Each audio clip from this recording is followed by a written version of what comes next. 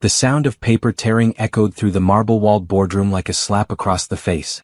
23 pairs of eyes watched as CEO Richard Blackwood held up the shredded remains of what had been Zara's life's work, a $2.8 million marketing contract that represented 3 years of blood, sweat, and sleepless nights.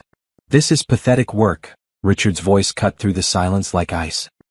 His silver hair gleamed under the conference room lights as he let the pieces of paper flutter to the mahogany table. "Absolutely pathetic." Zara felt her heart stop beating. The room seemed to spin around her as she gripped the edge of the table, her perfectly manicured nails digging into the wood. This couldn't be happening. Not here. Not in front of everyone who mattered in the industry. "Sir, I don't understand," she managed to whisper, her voice barely audible. The presentation showed a 340% increase in market engagement. The test groups responded better than any campaign in company history. Richard's laugh was cold and sharp. "Test groups? Market engagement?" He shook his head slowly as if speaking to a child. "You think pretty charts and fancy words make up for lack of real substance? This company built its reputation on excellence, not amateur hour presentations." The other executives shifted uncomfortably in their seats. Zara could feel their eyes on her, some filled with pity, others with relief that they weren't in her position. She recognized most of them from industry events, people who had praised her work just months ago. "I've reviewed every aspect of this proposal," Richard continued, his voice growing louder. "The strategy is flawed, the execution is sloppy, and frankly, I'm insulted that someone thought they could bring this level of mediocrity to my company." Zara's mind raced. She had triple-checked every number, every projection, every single detail. Her team had worked around the clock to make this perfect. The preliminary results were beyond anything she had ever achieved. "The preliminary results she started again. "Were fabricated," Richard interrupted, his eyes boring into hers. "Did you really think we wouldn't verify your claims? Did you think we were fools?" The accusation hit her like a physical blow. Fabricated? She had never fabricated anything in her career. Her reputation was built on honesty and results. "That's not true," she said, finding her voice. "Every single number in that presentation is accurate. I have documentation, witness statements, video evidence of the focus groups Enough." Richard's hands slammed down on the table, making everyone jump. "I will not sit here and listen to more lies. Security will escort you out.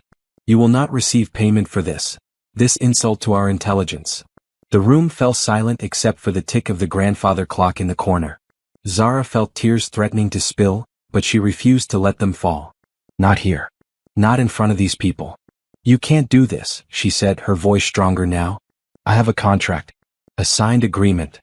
Richard smiled, but there was no warmth in it. "Had a contract. Past tense." He gestured to the torn papers scattered across the table. "That was your contract. Now it's confetti." 2 security guards appeared at the doorway as if they had been waiting for this moment. Zara looked around the room one more time, seeing the faces of people she had respected, people she had worked with, people who were now avoiding her eyes.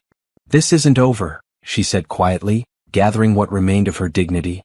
"Oh, but it is," Richard replied. "And let me give you some free advice, Miss Thompson.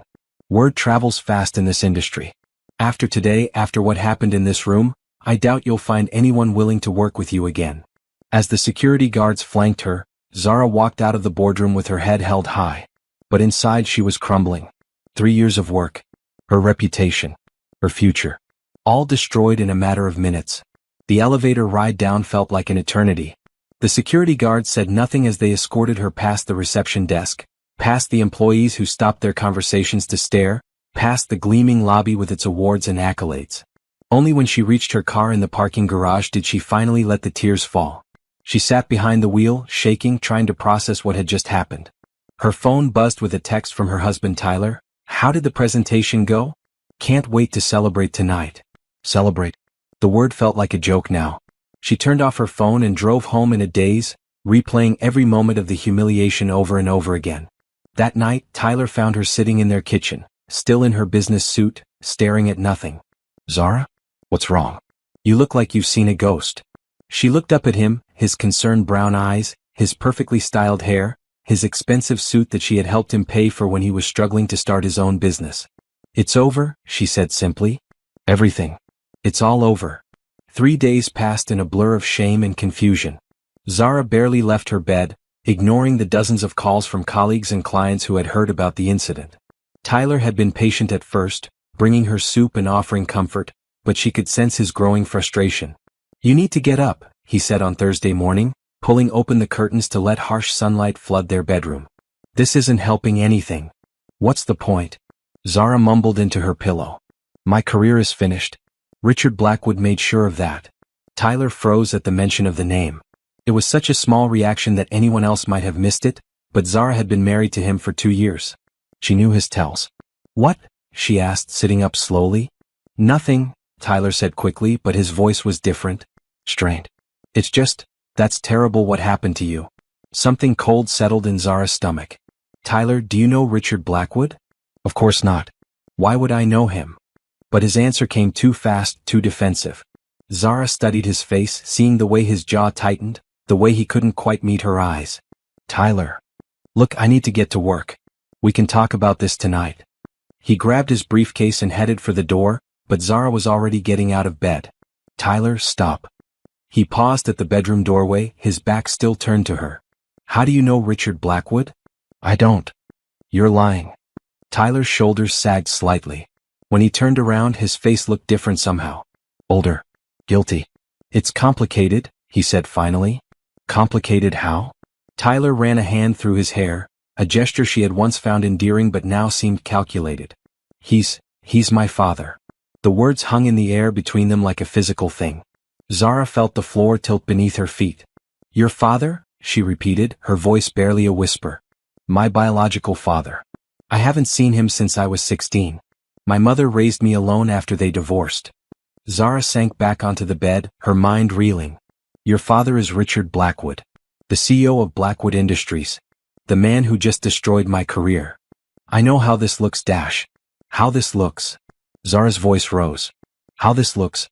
Tyler, your father called my work pathetic and tore up a multi-million-dollar contract in front of 23 people. I had nothing to do with that. Didn't you?" The pieces were starting to fall into place now, puzzle pieces that had been scattered in her mind for months. "You were the one who told me about the opening at Blackwood Industries. You were the one who encouraged me to pursue it." Tyler's face had gone pale. "Zara, please listen, Dash. You were the one who had access to all my work. All my strategies. All my research." Her voice was getting louder with each word. "You've been living here in our house, watching me work on that presentation for months. It's not what you think, Dash." "Then what is it, Tyler? What exactly is it?" Tyler opened his mouth, then closed it again. In that moment of silence, Zara saw the truth written across his face as clearly as if he had spoken it aloud. "Oh my God," she breathed. "You set me up." "No. Zara, no, it wasn't like that, Dash." But she was already moving, already grabbing her laptop from the nightstand. With shaking fingers, she pulled up her email, searching through months of correspondence. "You had access to my computer," she said, scrolling through file after file. "You knew my passwords. You could have copied everything." "Zara, please just listen to me for 1 minute, Dash. Did you marry me for my work?" The question came out as barely a whisper, but it filled the room like a scream. Tyler's silence was answer enough. Zara felt something inside her chest break apart. Not just her heart, something deeper, more fundamental. The foundation of everything she had believed about her life, her marriage, her future. "How long?" she asked, still staring at her laptop screen. "How long what? How long have you been planning this? How long have you been lying to me?" Tyler sat down heavily in the chair across from their bed. "It started as a way to get back at him. My father. He left us with nothing when I was a kid. I wanted to prove I could be just as successful as him. By stealing my work. By showing him what I was capable of. But then I fell in love with you, Zara. Really fell in love. Everything changed." Zara laughed, but there was no humor in it. "Everything changed? Then why did you still encourage me to take the job at Blackwood Industries?" Tyler's hands were shaking now. "Because I thought maybe if your work impressed him, he would want to meet me. Maybe we could reconcile. So you sacrificed my career for your daddy issues. It wasn't supposed to happen like this. I thought he would love your work. I thought he would offer you a permanent position. I thought, Dash.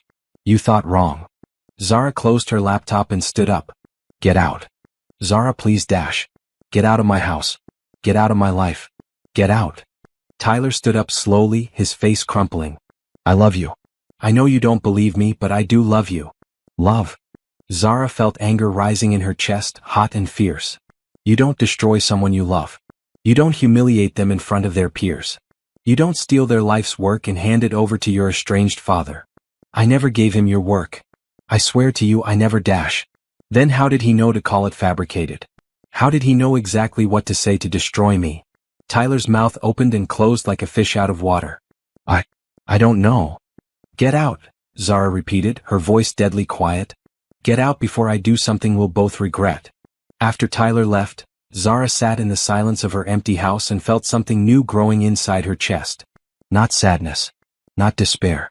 Something harder and more focused. Anger. Pure, crystalline anger. And with that anger came a realization. She wasn't going to let them win. Tyler didn't come home that night or the next. On Saturday morning, Zara found herself alone in the house they had bought together, surrounded by the life they had built together, knowing that every single piece of it had been built on lies. She made coffee with hands that no longer shook and sat at her kitchen table with Tyler's laptop, the one he had left behind in his hurry to escape her anger. She had guessed his password on the second try, her birthday the same password he used for everything. What she found in his emails made her stomach turn. Messages going back 2 years. Messages to someone named Robert Chin, who appeared to be some kind of business consultant. Messages about the project, and the target, and market research acquisition. Messages about her. Target has been successfully integrated into Household, read one email from 8 months ago. Full access to work materials confirmed. Preliminary intelligence suggests value exceeds initial projections. Target. They had called her a target. Zara scrolled through months of correspondence, each email making her feel sicker. Tyler had been reporting on her work, her schedule, her habits, her vulnerabilities. He had documented her every move like she was a subject in some twisted experiment. Subject becoming suspicious about financial discrepancies. Read another email from 3 months ago. Recommend accelerating timeline. Financial discrepancies. Zara frowned, then opened Tyler's banking app. She knew his login information. They had shared everything in their marriage, or so she had thought. The account showed deposits that made her eyes widen. $50,000 here, $75,000 there. Regular payments over the past 18 months, all from something called BC Consulting. BC. Blackwood Consulting. Zara felt her vision blur with rage. Tyler had been paid to marry her. Paid to spy on her. Paid to steal her work and hand it over to his father. Her marriage had been a business transaction. She printed out every email, every bank statement, every piece of evidence she could find. Then she called the one person she knew would understand the full magnitude of what had happened.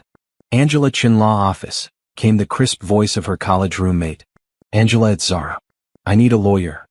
An hour later, Angela sat across from Zara in her living room, her face growing more furious with each document she reviewed.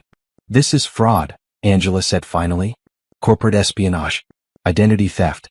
Zara, this is serious criminal stuff. Can we prove it? With these emails and bank records? Absolutely. But there's more we need to figure out. Angela looked up from the papers. Why did Richard Blackwood destroy your work instead of using it?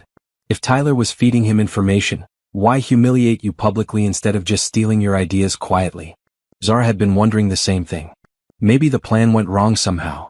Or maybe, Angela said slowly, there was more to the plan than Tyler knew about. That afternoon, Angela made some calls to her contacts in the industry. What she learned made both women's blood run cold. Blackwood Industries has been struggling financially for the past 2 years, Angela reported. They've lost 3 major clients and their stock price has dropped 40%. But here's the interesting part, they've also been buying up smaller marketing firms. Firms that specialized in the exact type of work you do. Buying them up how? Hostile takeovers mostly. They identify a successful independent consultant or small firm, then systematically destroy their reputation through whisper campaigns and planted negative reviews. Once the business is struggling, they swoop in with a buyout offer. Zara felt pieces clicking into place. They weren't planning to steal my work. They were planning to destroy me so they could buy my company. That's my guess. But something went wrong. Maybe Tyler was supposed to keep feeding them information longer, or maybe they decided to accelerate their timeline. Or maybe, Zara said quietly, Tyler grew a conscience and they decided to cut their losses. Angela gathered up the papers. Whatever happened, we have enough evidence to bury them. Corporate fraud, marriage fraud, conspiracy. Tyler is looking at serious jail time, and Richard Blackwood's company could face massive fines and criminal charges. For the first time in days, Zara smiled. But it wasn't a happy smile. Good, she said. I want them to burn. That evening, Tyler finally came home. He looked haggard, like he hadn't slept in days. He found Zara in the living room, sitting calmly on the couch with a glass of wine. We need to talk, he said. Yes, we do. Zara gestured to the chair across from her. Sit down, Tyler. Or should I call you Agent Tyler? Target Acquisition Specialist Tyler? Tyler's face went white. You found the emails. I found everything. The emails, the bank records, the consulting payments. 2 years of lies, Tyler. 2 years of my life that you stole from me. Tyler collapsed into the chair, his head in his hands. I never meant for it to go this far. How far did you mean for it to go? I don't know. I was angry and broke, and my father's people approached me with this crazy idea. They said they just wanted information about the industry, about independent consultants who might be competition. So you sold me out for money? I sold out the idea of you. I didn't know you yet. I thought I'd just pretend to date you for a few months, get some information, and then disappear. But then you decided to marry me instead. Tyler looked up, his eyes red-rimmed. Because I fell in love with you. Because you were brilliant and kind and everything I had never experienced before. If you loved me, you would have told me the truth. I tried to. Do you think it was easy living with this secret? Do you think I enjoyed watching you work so hard on something I knew was going to be destroyed? Zara leaned forward. Then why didn't you stop it? Because I was scared.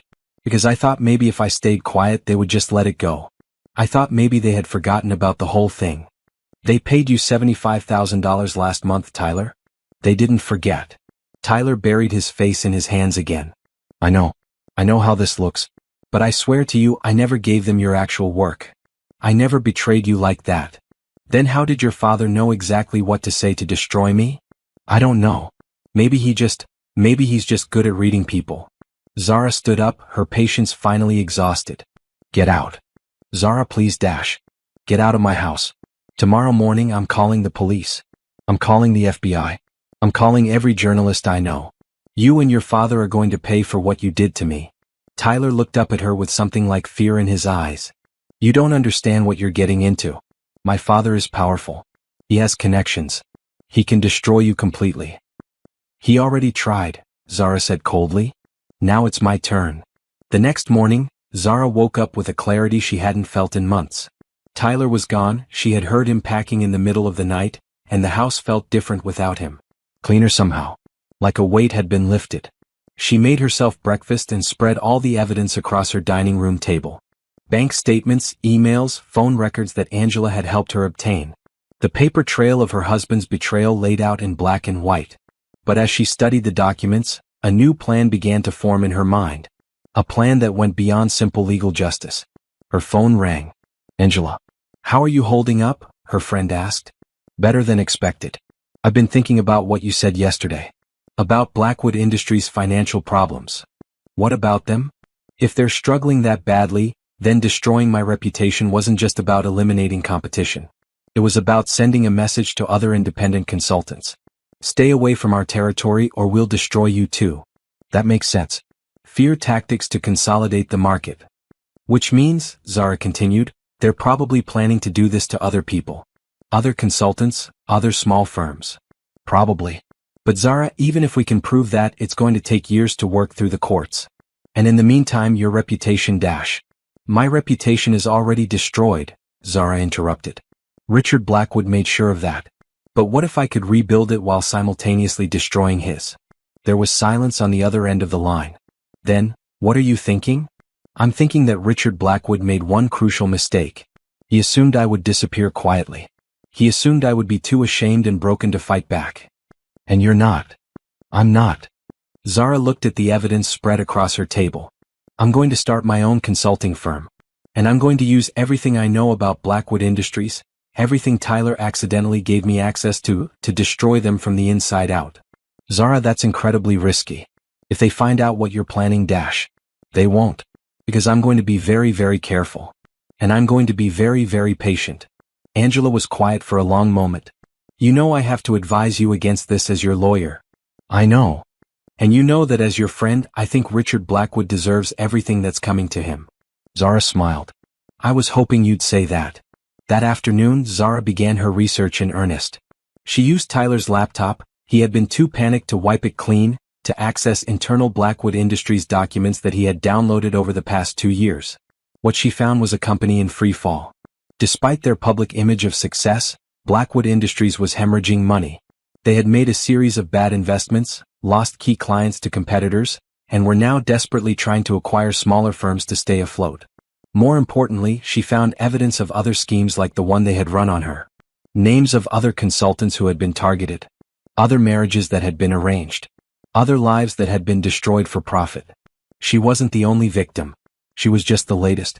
By evening, Zara had compiled a list of 17 people who had been targeted by Blackwood Industries over the past 3 years. Some had been destroyed professionally.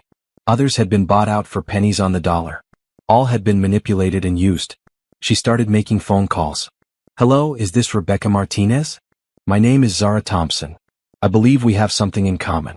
We've both been targeted by Richard Blackwood. The conversation that followed was painful but illuminating. Rebecca had been a successful social media consultant until her boyfriend, who turned out to be working for Blackwood Industries, had stolen her client list and sabotaged her biggest campaign. I lost everything, Rebecca said. My business, my clients, my reputation. And when I tried to fight back, they buried me in legal paperwork until I couldn't afford to continue. What if I told you there was a way to fight back? A way to get justice for what they did to you? I'd say you're dreaming. Richard Blackwood is untouchable. Maybe he was. But I think I know how to touch him. By the end of the week, Zara had contacted 12 of the 17 people on her list. 8 of them were willing to listen. 5 were willing to help. It wasn't an army, but it was a start. On Friday evening, she held the first meeting in her living room. Rebecca Martinez, who had lost her social media consulting business. James Wright, whose graphic design firm had been destroyed by sabotage. Patricia Williams, whose marketing company had been bought out for a fraction of its worth after a targeted smear campaign. David Kim, whose tech startup had been bankrupted by stolen intellectual property. And Sarah Johnson, whose public relations firm had been ruined by planted negative reviews. We all know why we're here, Zara said, looking around the room at the faces of people who had been broken by the same man who had broken her. Richard Blackwood destroyed our lives. He stole our work, our reputations, our futures. And he did it all for profit. So what do you want to do about it? Patricia asked. We've all tried fighting him legally. He has better lawyers than we do. I'm not talking about fighting him legally, Zara said. I'm talking about fighting him the same way he fought us. With patience, planning, and strategy. She stood up and walked to the whiteboard she had set up in the corner of the room. Blackwood Industries is dying. They're losing clients, losing money, and losing credibility. But they're still trying to maintain their image of success. So we help them fail. Publicly, dramatically, and completely. James leaned forward. How? Zara smiled. By giving their clients something better. By showing the world what Richard Blackwood really is. And by making sure that when his company finally collapses, everyone knows exactly why it happened. She turned to the whiteboard and wrote one word, revenge. Then she wrote another, justice. Here's what we're going to do, she said, turning back to face the group. We're going to start our own consulting collective. We're going to poach every single client that Blackwood Industries has left. And we're going to make sure that Richard Blackwood knows exactly who is destroying his empire and why. The room was silent for a long moment. Then Rebecca started to smile. I'm in, she said. One by one, the others nodded their agreement. Good, Zara said. Because Richard Blackwood is about to learn that some people don't disappear quietly. Some people fight back. The Thompson Collective, as they decided to call themselves, met every Tuesday evening in Zara's living room. What had started as 5 people seeking justice quickly grew into something much larger. Word spread through the industry's underground network of freelancers and small business owners. Stories of Richard Blackwood's predatory practices weren't limited to the 5 founding members. There were dozens of others who had been hurt by Blackwood Industries' tactics, and many of them wanted to help. By the 3rd week, 12 people were attending the meetings. By the 6th week, there were 23. We need to be careful, Angela warned during one of her weekly check-ins with Zara. The bigger this gets, the harder it's going to be to keep it secret. I know, Zara replied. But look at what we've accomplished already. She gestured to the wall where she had pinned up a map of Blackwood Industries' client base. Red pins marked companies they had already contacted. Green pins marked companies that had agreed to meet with Thompson Collective members. Yellow pins marked companies that were considering switching their business. In 6 weeks, we've managed to put meetings on the calendar with 15 of Blackwood's biggest clients, Zara continued. Rebecca's social media strategies are testing 40% better than anything Blackwood has produced in the past year. James's design work is getting attention from companies that haven't updated their branding in decades. And Patricia's crisis management skills are about to get a major test, Angela said, pointing to a newspaper on Zara's coffee table. The headline read, Blackwood Industries under investigation for fraud. Zara picked up the paper, scanning the article quickly. This is about their tax situation, not about what they did to us. No, but it's the beginning of their public image problem. And when public image problems start, they tend to snowball. Angela was right. Over the next few weeks, more stories began to emerge. A former employee went public about unethical business practices. A whistleblower revealed evidence of bid rigging on government contracts. An investigation into their hiring practices uncovered a pattern of discrimination. None of it was directly connected to the Thompson Collective's campaign, but all of it served their purposes. Richard Blackwood's reputation was beginning to crumble. We need to accelerate our timeline, Zara announced at the next Tuesday meeting. Blackwood is starting to look vulnerable. This is our chance to strike while they're distracted by their other problems. What do you have in mind? Sarah asked. Zara walked to her whiteboard where she had been tracking their progress. Phase 2. We stop playing defense and start playing offense. She wrote 3 words on the board: media, clients, employees. Media first, she said, turning back to the group. We need to start telling our stories publicly. Not all at once, but strategically. 1 story a week, building a narrative about Blackwood's predatory practices. Rebecca raised her hand. Won't that expose us? Won't they figure out we're working together? Maybe. But by the time they do, it won't matter. Because we'll have already won. Patricia looked skeptical. How do you figure? Because phase 2 isn't just about destroying Blackwood Industries. It's about building something better in its place. Something that proves there's a different way to do business. Zara pointed to the green pins on her map. We've already proved that our work is better than theirs. Now we need to prove that our business model is better too. Over the next month, the Thompson Collective strategy unfolded like clockwork. Rebecca was the first to go public, giving an interview to a trade publication about how her relationship with her ex-boyfriend had been manufactured by corporate spies. The article generated significant attention in the industry. A week later, James published a blog post about the systematic sabotage of his design firm, complete with documentation and evidence. The post went viral on social media. Patricia followed with a detailed case study of how Blackwood Industries had used planted negative reviews to destroy her business, then tried to buy her company for a fraction of its value. Each story built on the previous ones, creating a pattern that was impossible to ignore. Industry blogs began connecting the dots. Journalists started asking questions. Former Blackwood employees began reaching out with their own stories. But the real breakthrough came when David Kim decided to take his story to the mainstream media. I want to go on television, he announced at a Tuesday meeting. I want to tell the whole world what Richard Blackwood did to my company. Zara looked around the room at the faces of her allies. Are we ready for that level of attention? Sarah nodded. We've been building toward this for months. We have the evidence, we have the clients, and we have the moral high ground. And we have each other, Rebecca added. Whatever happens, we face it together. 2 weeks later, David Kim sat across from a network news anchor and told the story of how his tech startup had been destroyed by corporate espionage. He had documents, emails, and witness testimony. But more importantly, he had something that viewers could relate to, the pain of being betrayed by someone he trusted. The interview aired on a Thursday evening. By Friday morning, Blackwood Industries' stock price had dropped 15%. By the following Tuesday, Zara's phone was ringing constantly. Reporters wanted interviews. Potential clients wanted meetings. Other victims of corporate espionage wanted to join their cause. We've opened the floodgates, Angela warned. Are you sure you're ready for what comes next? Zara looked around her living room, which had been transformed into a makeshift war room. Charts and graphs covered every surface. Phone numbers and contact information were written on every available piece of paper. Her allies were there, working late into the evening, planning their next moves. I'm ready, she said. The question is Richard Blackwood ready for what we're about to do to him? The call came on a Wednesday morning in November, 3 months after the media campaign had begun. Zara was in her home office, reviewing financial projections for the Thompson Collective, when her phone rang with an unknown number. Miss Thompson?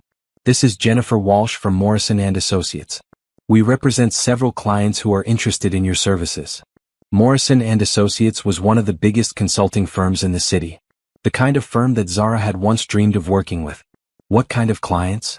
Zara asked carefully. The kind that are looking for alternatives to their current consulting arrangements. The kind that have been following your recent media appearances with great interest. Zara felt her pulse quicken. I'd be happy to set up a meeting. Actually, we were hoping you could meet with the clients directly. Tomorrow if possible. They're quite eager to move forward. The meeting was set for Thursday afternoon at the Morrison & Associates offices downtown. Zara spent the entire morning preparing, reviewing her portfolio and practicing her presentation. This could be the breakthrough they had been working toward for months. When she arrived at the gleaming downtown office building, Jennifer Walsh met her in the lobby. She was a sharp-dressed woman in her 40s with kind eyes and a firm handshake. Thank you for coming on such short notice, Jennifer said as they rode the elevator to the 20th floor. My clients have been very impressed with the work your collective has been doing. We're passionate about what we do, Zara replied. It shows. And frankly, after what happened with Blackwood Industries, a lot of companies are looking for consultants they can actually trust. The elevator doors opened to reveal a conference room full of people.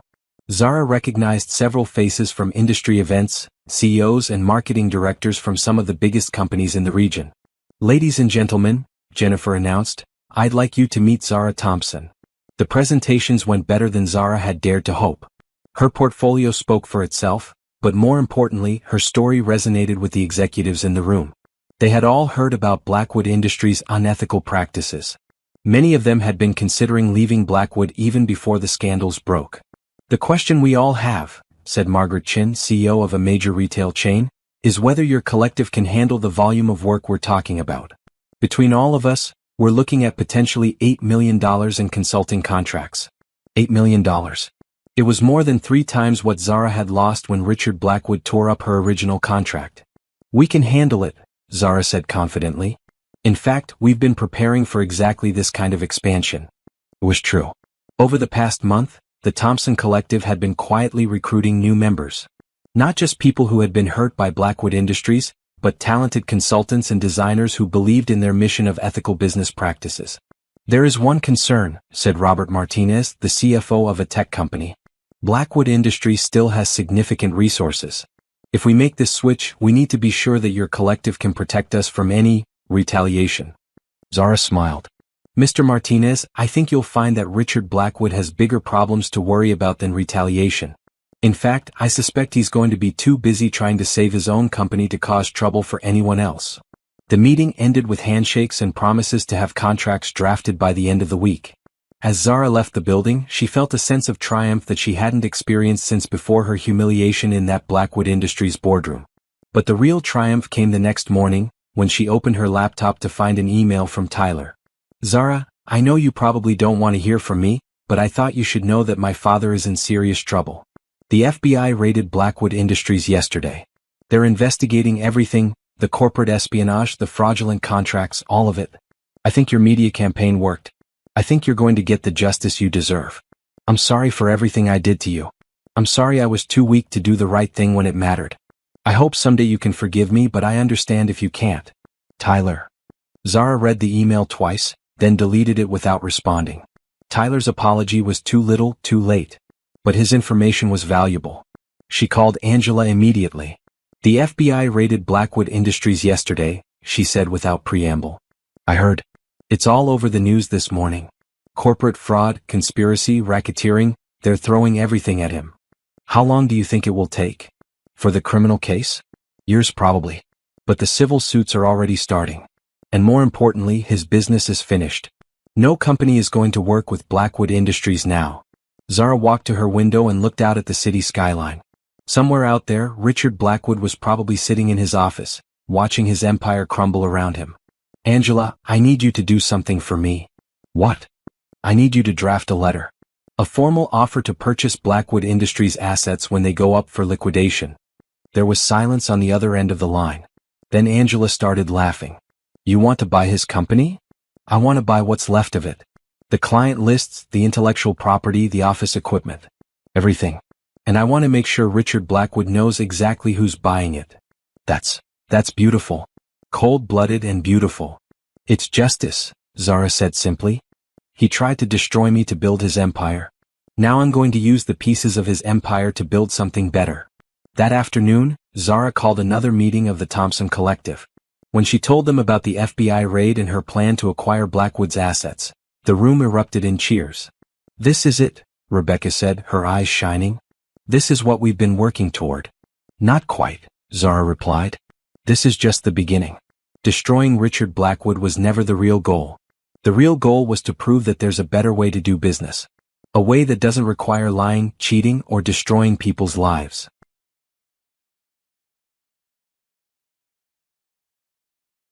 She looked around the room at the faces of her allies, people who had been broken by Richard Blackwood's greed but had found the strength to fight back. We're going to build something better, she said. Something that proves honesty and integrity aren't weaknesses in the business world. They're strengths. Patricia raised her hand. What about Tyler? What happens to him? Zara had been wondering about that herself. Tyler had been as much a victim of his father's schemes as anyone else in some ways. But he had also made his own choices. Tyler will face the consequences of his actions, she said finally. But those consequences aren't mine to decide. The courts will handle that. And Richard Blackwood? Zara's smile was cold and satisfied. Richard Blackwood is about to learn what it feels like to lose everything. His company, his reputation, his freedom. Everything he took from us, everything he took from dozens of other people over the years. Is that enough? James asked. Is that justice? Zara considered the question. 6 months ago, she would have said that nothing could ever be enough to make up for what Richard Blackwood had done to her. But now, surrounded by allies who had become friends, leading a business that was built on the principles she believed in, she realized that justice wasn't just about punishment. It was about building something better from the ashes of what had been destroyed. It's enough, she said. It's more than enough. The news broke on a cold Monday morning in December. Zara was having coffee with Rebecca at their new office, a sleek downtown space that they had leased with the profits from their first round of major contracts, when Rebecca's phone started buzzing with news alerts. Holy shit, Rebecca whispered, staring at her screen. Zara, you need to see this. The headline on the business news website read, Blackwood Industries CEO arrested on federal charges. Below it was a photo of Richard Blackwood in handcuffs, being led out of his office building by FBI agents. His usually perfect silver hair was disheveled, his expensive suit wrinkled. He looked like what he was, a broken man whose world had collapsed around him. Multiple charges including conspiracy, fraud, and racketeering, Rebecca read aloud. The indictment alleges a years-long scheme to destroy competitors through corporate espionage, fraudulent business practices, and systematic harassment. Zara felt a strange mix of emotions as she looked at the photo. Satisfaction, certainly. Relief. But also something unexpected. Pity. Richard Blackwood looked old and defeated, nothing like the powerful man who had humiliated her in that boardroom. Her phone rang. Angela. Are you seeing this? Her lawyer friend asked. I'm seeing it. They got him on everything, Zara. Everything we suspected and more. The investigation uncovered at least 30 different victims over the past 5 years. Corporate espionage, identity theft, fraud. The man was running a criminal enterprise. What about Tyler? Cooperating witness. He's going to testify against his father in exchange for a reduced sentence. Probably looking at 2 years minimum, but it could have been 10. Zara closed her eyes. Despite everything Tyler had done to her, despite the betrayal and the lies, she couldn't help feeling a twinge of sadness for the man she had once loved. And the company? Finished. Stock trading was suspended this morning. They're filing for bankruptcy by the end of the week. All assets will go up for auction to pay creditors and victim compensation. Speaking of which, Zara said, did you file the paperwork I asked for? The acquisition proposal? Filed this morning. You should have an answer within the month. After hanging up, Zara walked to the window of her new office and looked down at the street below. 6 months ago, she had been a broken woman whose career had been destroyed by a powerful man's greed. Today, she was the CEO of a thriving consulting firm that employed 23 people and served clients across the region. But more than that, she had helped bring justice to dozens of other victims. The investigation that had started with her story had uncovered a web of corruption that stretched back years. What are you thinking? Rebecca asked, joining her at the window. I'm thinking about how different everything is now. 6 months ago, I was sitting in my bedroom crying about my ruined career. Today, Richard Blackwood is sitting in a jail cell. Do you feel better? Now that he's finally paying for what he did? Zara considered the question. I feel complete. Like a chapter of my life is finally closed. Her phone buzzed with a text message. It was from Tyler. I saw the news. I know this doesn't change anything between us, but I wanted you to know that I'm proud of what you've accomplished. You deserved better than what my father and I put you through. You deserved better than me. Zara stared at the message for a long moment, then deleted it without responding. Tyler was right, it didn't change anything between them. But it was a reminder that some people could recognize their mistakes and try to make amends, even when it was too late. That evening, the Thompson Collective held a celebration at their favorite restaurant. The entire team was there, the original 5 members plus all the new consultants, designers, and support staff they had hired over the past few months. I want to make a toast, Zara said, raising her glass of wine. 6 months ago we were all victims. People who had been hurt, betrayed, and broken by someone who thought he was untouchable. She looked around the table at faces that had become as familiar as family. Today we proved that no one is untouchable. We proved that sometimes the good guys do win. And we proved that the best revenge isn't just getting even, it's building something better. To the Thompson Collective. Rebecca called out. To justice. James added. To friendship. Patricia chimed in. To new beginnings. Sarah concluded. They clinked glasses and drank, but Zara's mind was already moving ahead to the next challenge. Richard Blackwood was finished, but there were other predators in the business world. Other people who used their power to hurt those who couldn't fight back. The Thompson Collective had proved that victims could become victors. Now they needed to make sure that other victims knew they weren't alone. What's next? David Kim asked as if reading her thoughts. Zara smiled. Next we expand. We help other people who've been where we were. We show them that it's possible to fight back and win. A network of ethical consultants? Patricia suggested. More than that, Zara said. A movement. A way of doing business that puts integrity first and profit second. A way that proves you don't have to destroy people to be successful.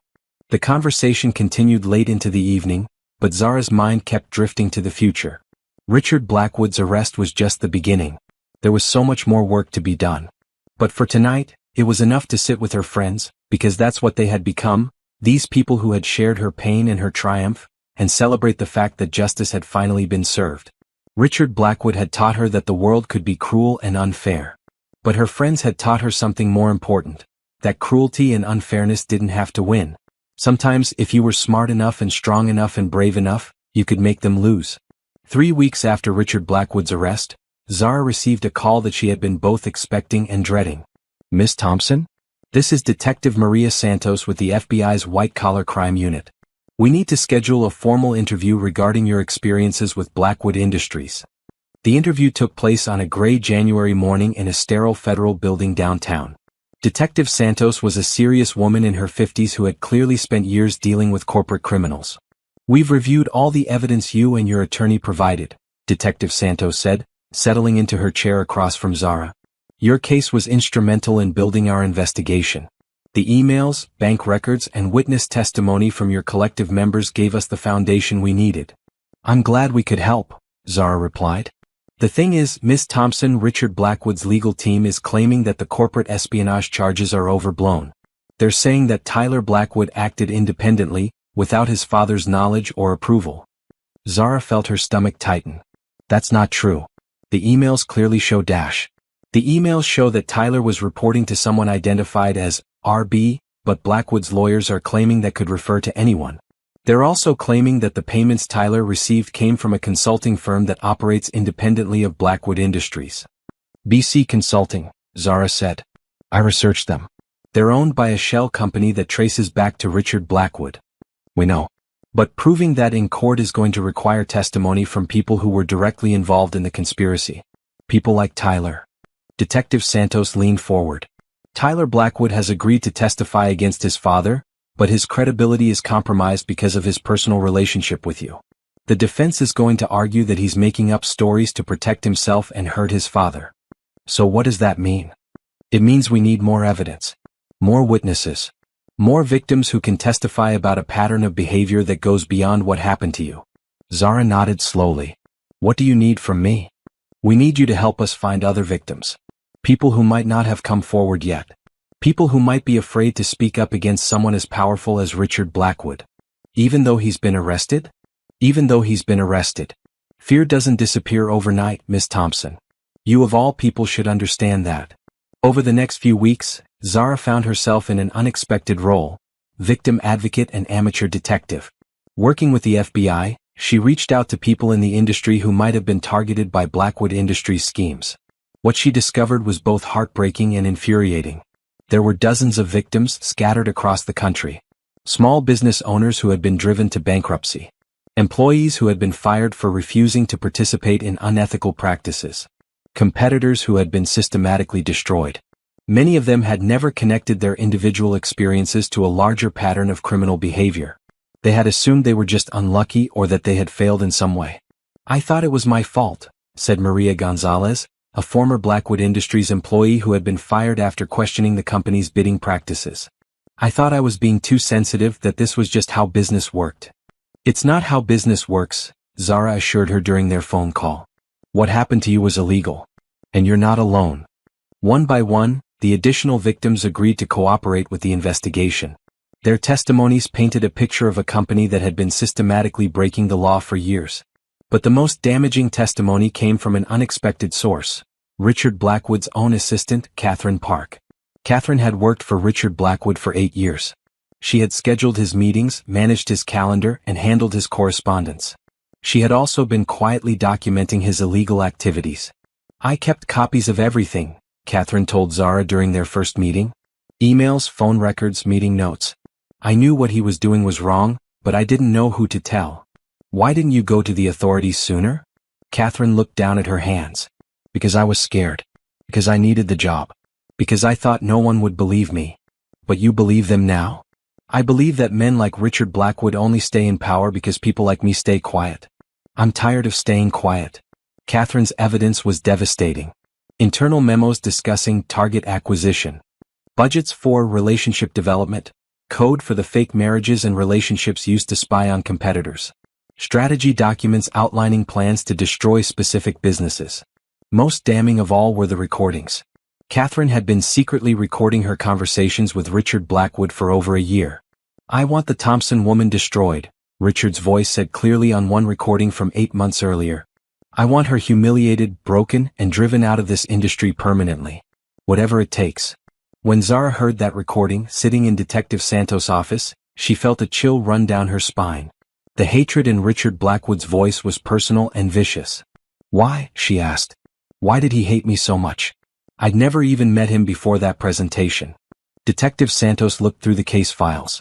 According to Tyler's testimony, his father saw you as a symbol of everything he resented about the new generation of consultants. Independent, innovative, unwilling to play by the old rules. So he decided to destroy me to send a message. That's our working theory. You weren't just a business competitor. You were a threat to his entire worldview. The additional evidence transformed the case against Richard Blackwood. What had started as charges of corporate espionage and fraud expanded to include racketeering, conspiracy, and organized criminal activity. But the real victory came when Zara received a call from Detective Santos in March. We got him, the detective said simply. Richard Blackwood just pled guilty to all charges. He's going to prison for 15 years minimum. Zara sat in silence for a moment, processing the news. 15 years. Richard Blackwood would be in his 70s when he got out of prison. What about Tyler? 2 years in minimum security followed by 3 years of probation. He'll also have to pay restitution to all the victims. And the other victims? What happens to them? There's going to be a victim compensation fund. Money from the liquidation of Blackwood Industries assets. It won't make everyone whole, but it's something. After hanging up, Zara walked to the window of her office and looked out at the city. It was spring now and the trees were beginning to bloom. Everything looked fresh and new. Rebecca knocked on her door. I heard the news. How are you feeling? Relieved, Zara said honestly. For the first time in almost a year, I feel like I can breathe again. And Tyler? Are you okay with his sentence?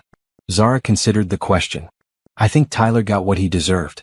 He was a victim of his father's manipulation. but he was also an adult who made his own choices.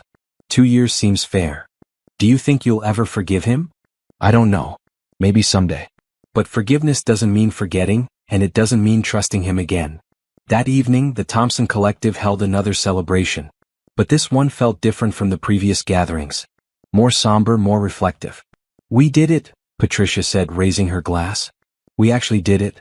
We brought down one of the most powerful men in the industry. We brought down a criminal, Zara corrected. We made sure that someone who hurt people faced consequences for his actions. What's next? James asked. Where do we go from here? Zara looked around the room at the faces of her friends and colleagues. The Thompson Collective had grown to over 40 people now. They had offices in 3 cities and clients across the country. We keep building, she said. We keep proving that there's a better way to do business. And we make sure that what happened to us never happens to anyone else. As the evening wound down and people began to leave, Rebecca lingered behind. There's something I need to tell you, she said. I got a job offer last week. A big consulting firm in New York. They want me to head up their social media division. Zara felt a pang of loss but also pride. That's amazing, Rebecca. You should take it. I don't know if I want to. I mean, we built this together. It feels wrong to leave now. Rebecca, we built this so that people like us could have opportunities like this. If you want the job, take it. You've earned it. Rebecca hugged her. Thank you. For everything. For showing me that victims don't have to stay victims. After Rebecca left, Zara sat alone in her office, thinking about how much had changed. A year ago, she had been a successful but solitary consultant. Now she was the leader of a movement that had changed an entire industry. Richard Blackwood had tried to destroy her, but in the end, he had given her something more valuable than any single contract. The knowledge that she was stronger than she had ever imagined. 1 year after Richard Blackwood's sentencing, Zara stood before a packed auditorium at the University of Chicago's Business School. She was delivering the keynote address at their annual ethics conference, something she never could have imagined doing during the darkest days of her ordeal. A year and a half ago, she began, looking out at the faces of students and professors, I thought my career was over. I had been publicly humiliated, professionally destroyed, and personally betrayed. I felt like I had lost everything that mattered to me. The audience was silent, hanging on her words. But I learned something important during that time. I learned that sometimes the worst thing that happens to you can become the foundation for the best thing that happens to you. She clicked to the next slide in her presentation, which showed a graph of the Thompson Collective's growth over the past 18 months. The Thompson Collective now employs over 60 people across 5 cities. We've generated over $20 million in revenue, and we've helped launch dozens of other ethical consulting firms around the country. Applause rippled through the auditorium. But the real measure of our success isn't financial. It's the fact that we've changed how people think about business relationships. We've proved that integrity isn't just a nice ideal, it's a competitive advantage. After her speech, Zara was approached by a young woman who looked to be in her early 20s. Miss Thompson? My name is Sarah Kim. I'm a graduate student here, and I just wanted to thank you for your presentation. Thank you, Sarah. Are you studying business? Marketing, actually. And I have to tell you, your story really resonates with me. I've been dealing with something similar on a smaller scale. Zara's attention sharpened. What do you mean? My advisor has been taking credit for my research, publishing papers under his name, presenting my work at conferences without acknowledgement. When I confronted him about it, he threatened to destroy my academic career. The familiar anger flared in Zara's chest. How long has this been going on? 2 years. I've been documenting everything, but I don't know what to do with the evidence. The university administration won't listen to complaints against tenured professors. Zara handed Sarah her business card. Call me tomorrow. We need to discuss this properly. That conversation led to another investigation, another network of victims, another campaign for justice. Sarah's advisor, it turned out, had been stealing graduate students' work for over a decade. Within 6 months, he had been fired and stripped of tenure. It was becoming a pattern. Wherever Zara went, people approached her with stories of workplace abuse, corporate fraud, and systematic exploitation. The Thompson Collective had become more than a consulting firm. It had become a resource for people who needed help fighting back against powerful interests. We need to formalize this, Angela suggested during one of their regular coffee meetings. You're basically running a victim advocacy service alongside your consulting business. I know. I've been thinking about that. What if we created a nonprofit? Something specifically designed to help people who are being exploited by employers or business partners. The idea appealed to Zara immediately. The Thompson Foundation? I like it. We could provide legal aid, investigative support, and strategic guidance for people who are fighting corporate abuse. Within 3 months, the Thompson Foundation was officially established. Angela served as legal counsel, while Zara handled strategic planning and public relations. They hired a staff of investigators, lawyers, and victim advocates. Their first major case involved a tech company that had been systematically underpaying female employees and stealing their intellectual property. The second case exposed a restaurant chain that was using immigration status to exploit undocumented workers. But the case that received the most attention was their investigation into a major pharmaceutical company that had been hiding dangerous side effects from regulators. "This is exactly what Richard Blackwood did to us," Rebecca observed during one of her visits from New York. "Using power and resources to silence people who threaten their profits. The difference is that now we know how to fight back," Zara replied. "And we're not fighting alone." The pharmaceutical case resulted in a congressional hearing, criminal charges against 3 executives, and a settlement fund of over $1 billion for victims.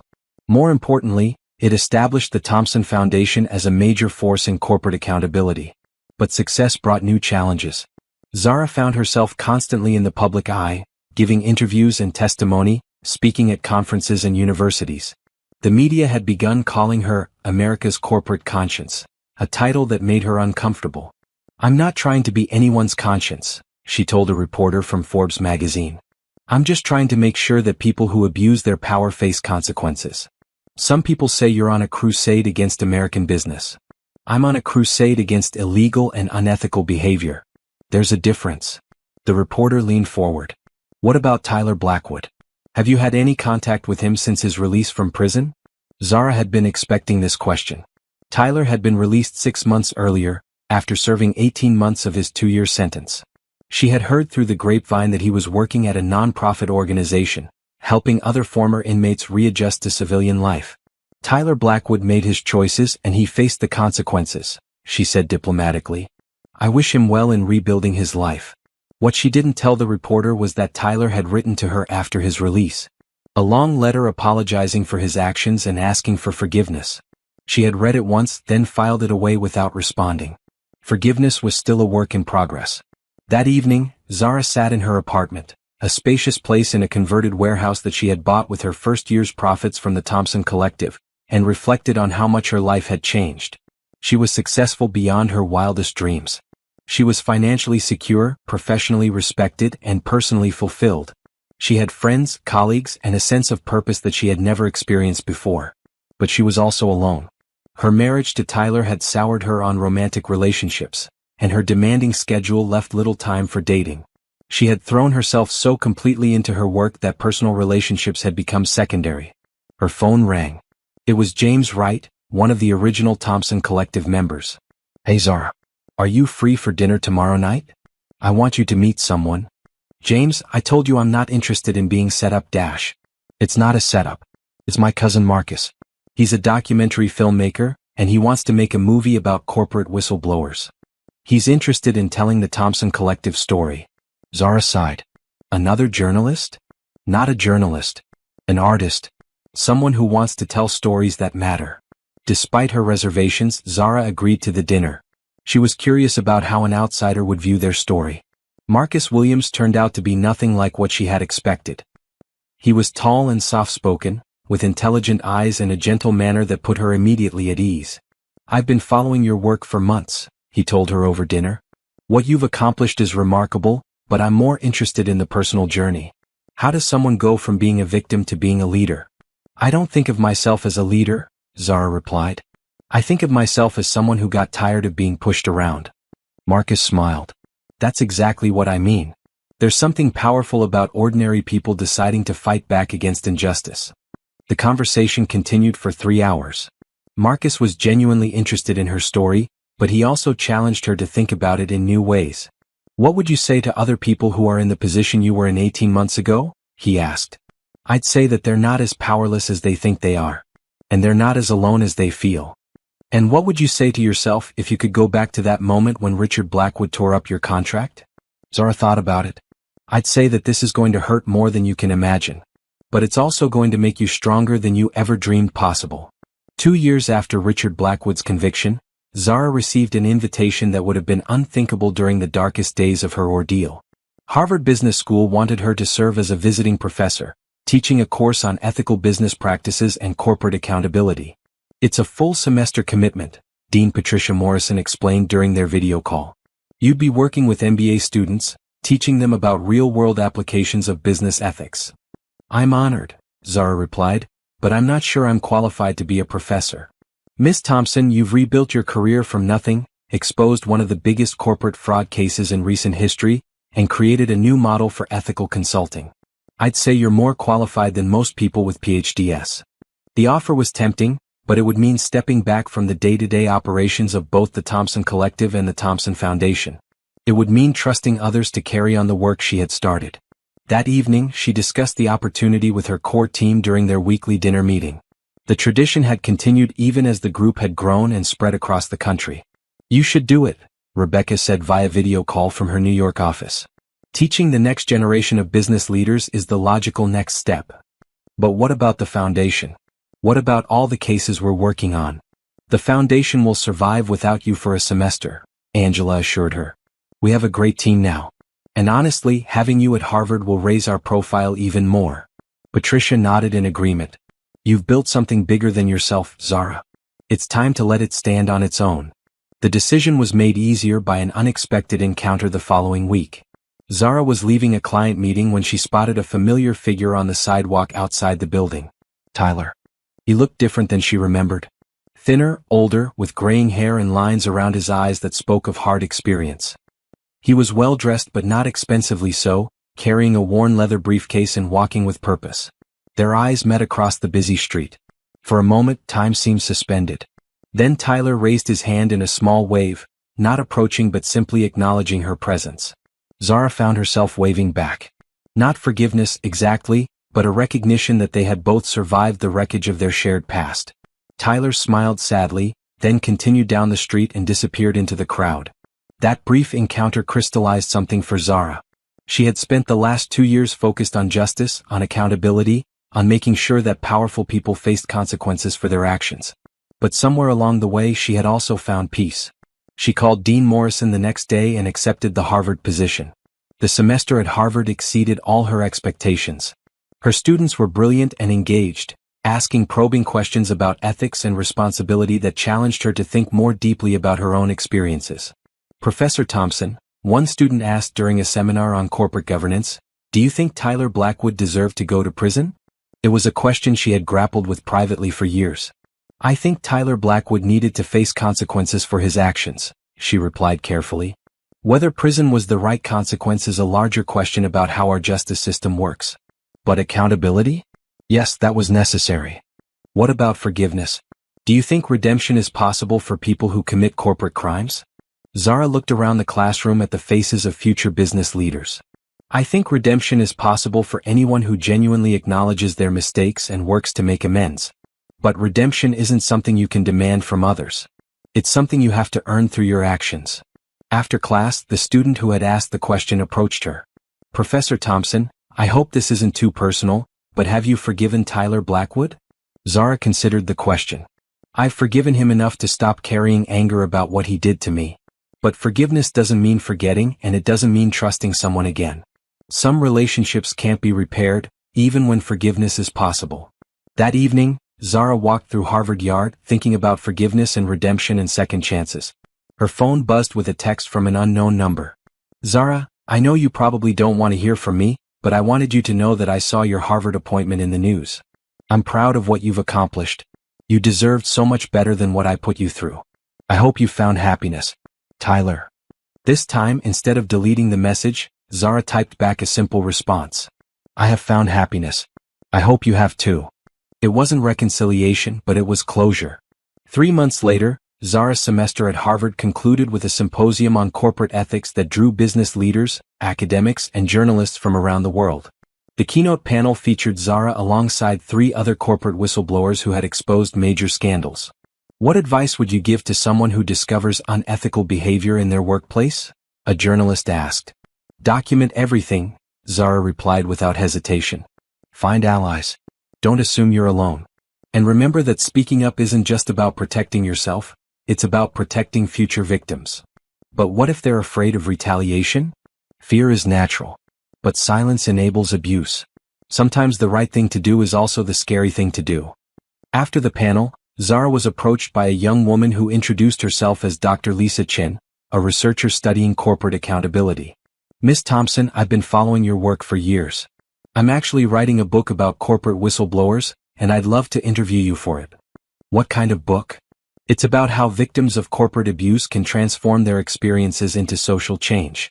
Your story is one of the most inspiring examples I've found. Zara was intrigued. What do you mean by inspiring? You didn't just get justice for yourself. You created a system that helps other people get justice too.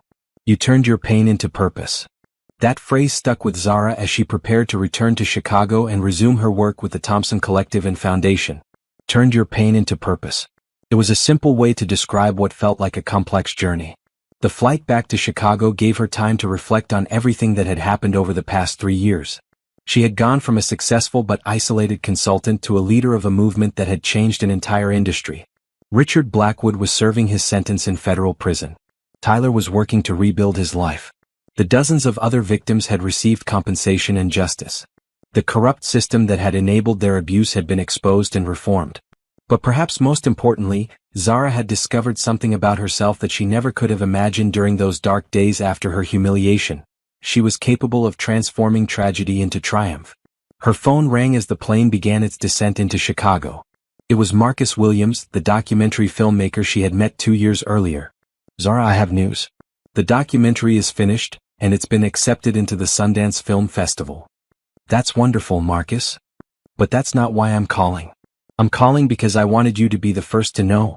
Netflix has bought the distribution rights. They want to release it nationally. Zara felt a flutter of nervousness. National release? That means millions of people will see it. It means millions of people will learn about what you've accomplished. It means your story will inspire other people who are facing what you faced.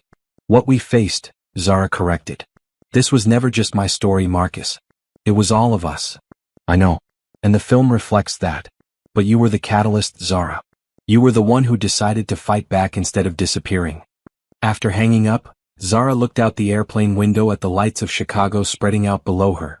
Somewhere down there was the Thompson Collective's headquarters, where 60-plus employees were working to build ethical businesses.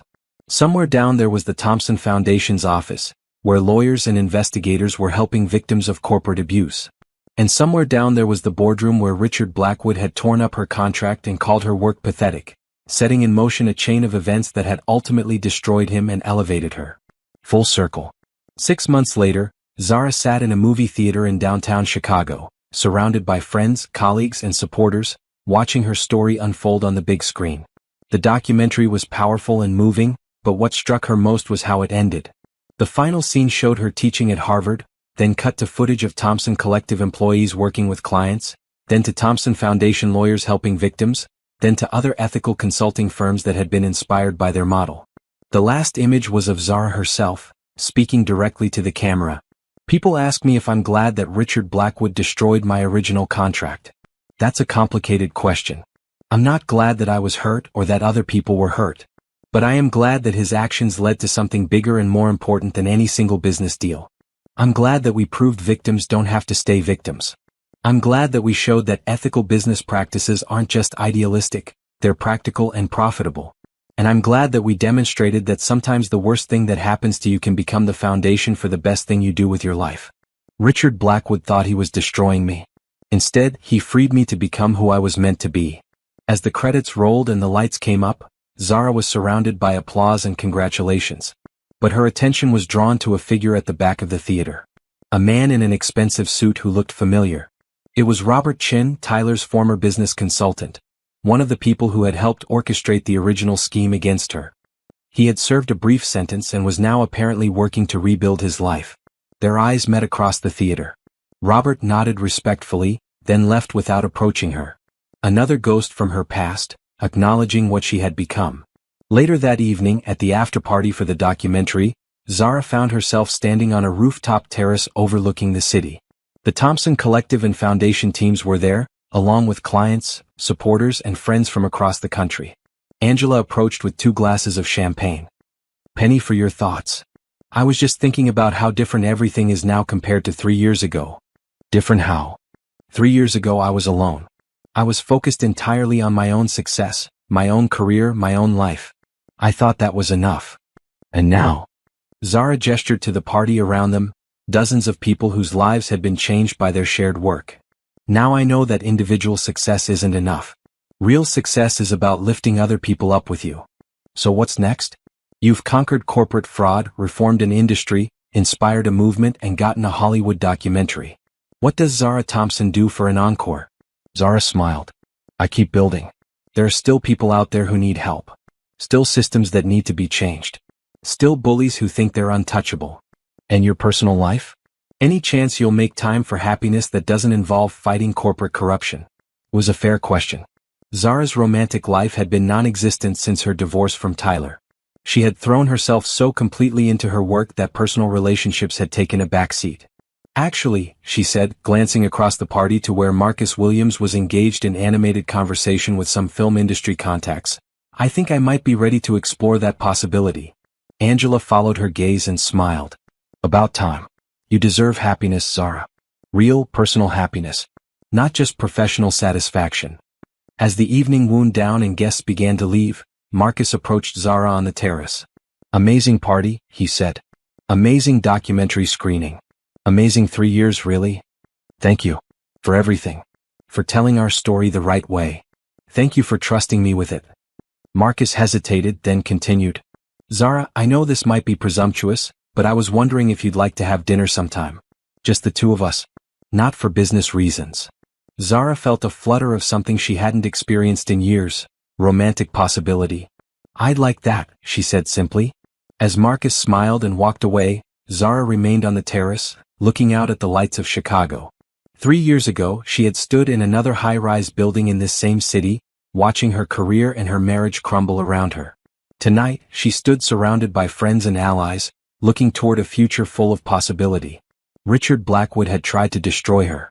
Instead, he had given her the greatest gift imaginable, the knowledge that she was stronger, braver, and more capable than she had ever dared to believe. The contract he had torn up in that boardroom had been worth $2.8 million. The life she had built from its ashes was worth infinitely more. Justice had been served. Love might be possible again. And the work of building a better, more ethical business world would continue. Zara Thompson had not just survived Richard Blackwood's attempt to destroy her. She had won.